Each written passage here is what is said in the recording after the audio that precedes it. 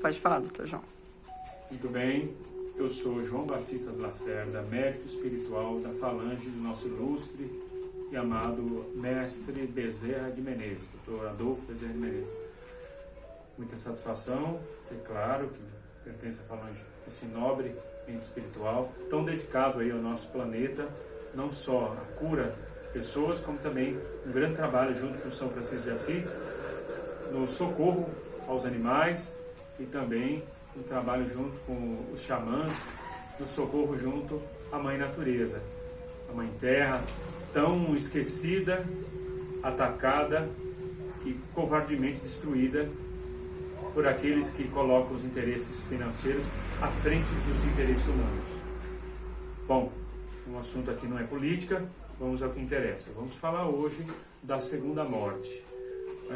Quando uma pessoa desencarna, ela passa para o plano espiritual se ela ainda não tiver esgotado o seu fluido vital, o seu Ti, como dizem os orientais, que é o combustível que permite com que ela continue aqui no mundo físico. Se ela não tiver gasto ainda todo esse Ti, ela inevitavelmente ela fica ainda atrelada ao nosso plano, ao plano físico. Não quer dizer que ela fica no umbral não, tá bom? Ela fica atrelada. Ela, às vezes fica num lugar muito bom, dependendo do coração dela, dos sentimentos, das atitudes. Pode ser que ela fique num lugar muito bom, mas ela fica num lugar específico de espíritos que ainda tinham conteúdo energético para permanecer na Terra. Um outro fator são aqueles que falecem sem fluido vital nenhum. Eles esgotam ou antes da hora ou na hora certa, esgotam o fluido vital, passam para o plano espiritual e lá permanecem. Tá, o certo seria esses espíritos não ficarem mais presos aqui na Terra, porque eles não têm mais o fluido vital de mantê-los, o Ti, digamos assim, para mantê-los aqui no corpo. Então, o que seria o certo? Esgotou? Vai embora. Como diz os malandros, catraca gira. Só que também não é bem assim. Se o espírito, apesar de gastar todo o seu fluido vital, ele tinha hábitos que o mantinham preso à matéria, seja por questões sexuais, financeiras, ódio, cobrança para com pessoas que ainda estavam aqui, acerto de contas, qualquer coisa que o mantenha atrelado aqui, ele vai ficar enroscado entre o mundo físico e o mundo espiritual. Então esse espírito vai experimentar uma experiência umbralina. Umbral, ao contrário do que muitos pensam, que acha que é um lugar sujo, com mau cheiro, com espíritos zombeteiros lá, atacando a pessoa. Tem umbrais assim, tem. Mas a maioria dos umbrais são muito parecidos com o mundo que vocês vivem aqui, muito parecido. Tem comércio, tem emprego, tem negócio, tem feira, tem mercado, tem casa, tem sexo, tem jogo, tem dinheiro. Mesmo mundo daqui, é uma réplica. Aliás, esse mundo aqui é uma cópia de muitos umbrais que tem no plano espiritual. O mundo é físico, em que muitos estão atrelados ainda. Então esse espírito fica numa faixa umbralina. Tá, ele vai ficar nessa faixa umbralina quanto tempo? Até quando ele se permitir sair daquela situação. Se trabalhar as emoções, trabalhar os pensamentos, trabalhar toda a sentimentalidade, as atitudes, o desapego, aí ele começa a sair daquela faixa de umbralina e vai para uma faixa melhor.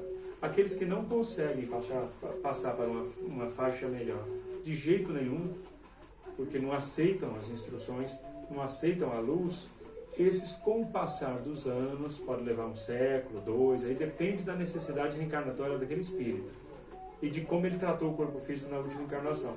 Se ele tratou mal, muito mal o corpo físico, e se ele tem uma necessidade de reencarnatória muito grande, o perispírito dele começa a adoecer mais depressa.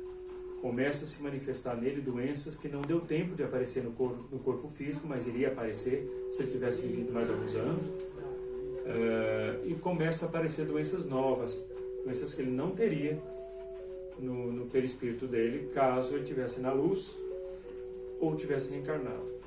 Então esse espírito ele começa a adoecer e ele começa a perecer como se fosse um enfermo, um moribundo do mundo físico. Ele começa a manifestar as mesmas doenças, e doenças até que não existem ainda no mundo físico, ele começa a manifestar lá. Com o passar do tempo, esse espírito vai perdendo os sentidos, ele vai perdendo o senso de realidade, ele vai definhando tanto emocional como psiquicamente e perispiritualmente também, que é onde ele tem a segunda morte. Esse espírito, ele vai perdendo as funções vitais dele, a ponto do perispírito não ter mais estrutura para se locomover, nem para ter uma vida normal, e aquele espírito entra num estado de coma, que seria a segunda morte.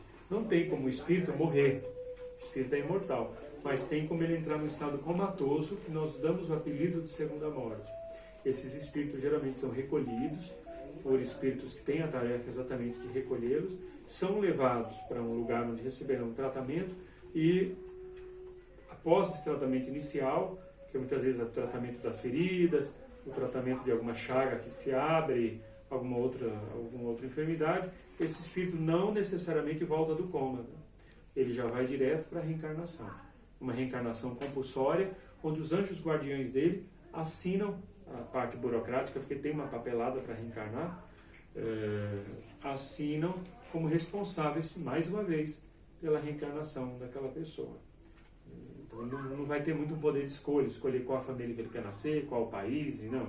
Ele vai reencarnar conforme a faixa vibratória que ele teve na última encarnação e no período espiritual, período pós-morte, digamos assim. Vamos fazer um balanço dessa vibração, e é nessa vibração que ele vai reencarnar. Vai atrair pais, mães, familiares, pessoas muito compatíveis com a vibração dele. Talvez os pais um pouco mais evoluídos, dependendo da missão desses pais, mas geralmente ele vai gravitar em torno dessa faixa vibratória um pouco compatível com o que ele é. Essa é a segunda morte, né, que nós gostaríamos de falar, que na verdade não é uma segunda morte, é um estado comatoso, cuja etapa final é a reencarnação compulsória. A reencarnação que o espírito não participa da escolha dos pais, nem do país, nem da condição social, nem se vai vir como homem, nem se vai vir como mulher. O que vai predominar são as necessidades que o perispírito dele traz de evolução, aliás, as necessidades que a alma dele traz. Então ele vai para um meio exatamente onde ele possa trabalhar as fragilidades, as fraquezas dele, para se tornar um ser humano melhor. Se tiver bom apoio, boa orientação, uma estrutura, para isso ele consegue desencarnar um dia melhor do que ele chegou. Se não, desencarna igual ou pior. É isso, eu, João Batista Lacerda, me despeço de vocês, e que Deus lhes abençoe, lhes proteja, lhes ilumine sempre. Amém.